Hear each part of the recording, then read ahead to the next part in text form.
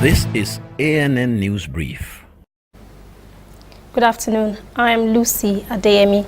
At least 650,000 public sector workers in Tunisia are on strike, and thousands have taken to the streets in protest across the country over what they call low pay.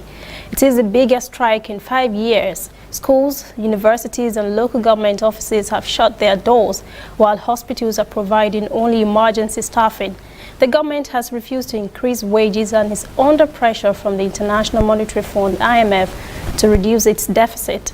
Tunisia's economy has struggled since Zain al-Abidine Ben Ali was toppled in the midst of an unprecedented wave of protest 7 years ago that was sparked by anger at high unemployment and poverty. Ethiopia has made another significant move. Now it has appointed a female opposition figure to head the electoral board as they plan ahead for 2020 general elections. Former Judge Batunka Mideskar, who only returned to Ethiopia earlier this month after 7 years in exile in the United States, was chosen by the parliament to head a key public office in the country. The latest top position to go to a woman after Sahiwork Zewde was named president, and Abiy chose women to fill half his cabinet posts last month. Bakutuke had been sentenced to life imprisonment after the disputed 2005 elections. She will now lead efforts to organize the next vote, but she faces a key challenge in restoring faith in an electoral board that has long faced accusations of being manipulated by the state. Prime Minister Abiy Ahmed has instituted wide-ranging reforms, including making peace with neighboring Eritrea, freeing political prisoners and welcoming back Ahmed opposition groups that were once in exile.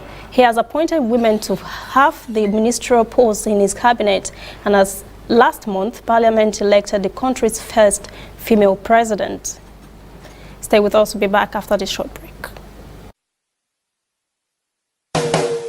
If you know fit go internet or follow for Twitter, you know fit snap photo send or get it photo send. Now because you dey use Palasa, your phone no dey answer.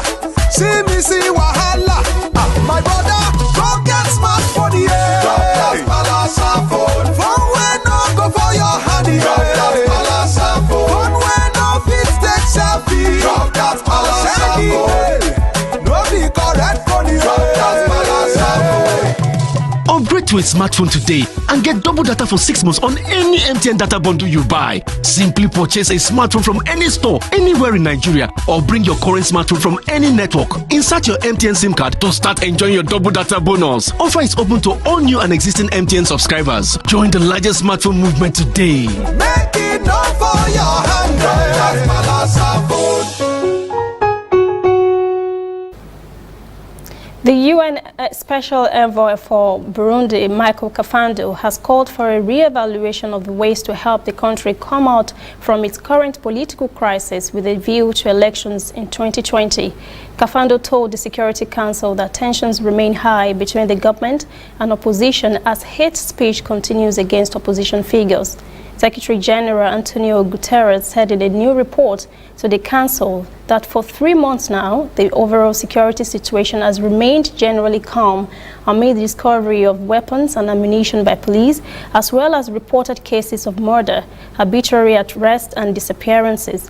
The UN chief says while the political dialogue is now shifting toward preparations for the 2020 elections, all parties should embrace a spirit of compromise and the principles of the rule of law are where through which lasting peace can be achieved and sustained. That's ANN News Brief. Join us again at 5 for our full newscast. For details on these and other stories, visit our website, annafrica.net. Also join the conversation on Facebook, facebook.com/ANNAfricaTV, Instagram and Twitter at ANN Africa TV. I'm Lucy Adeyemi.